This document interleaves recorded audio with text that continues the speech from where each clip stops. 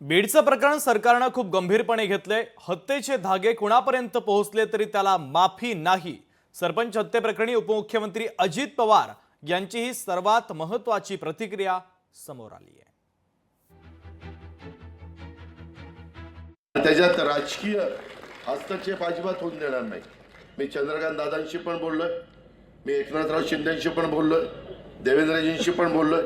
आपण कुणी त्याच्यात राजकीय हस्तक्षेप, आता हे बीडचं प्रकरण आहे ते आम्ही खूप गंभीरतेने घेतलेलं आहे। याच्यात कुणाचेच लाड आम्ही होऊन देणार नाही। SIT नेमली, त्याच्यामध्ये CID नेमली, न्यायाधीशांच्या मार्फत चौकशी चालली, 3 चौकशा चाललेल्या आहेत। त्याच्यात कुणाशापर्यंतही धागेदोरे पोचले तरी त्याला माफी नाही।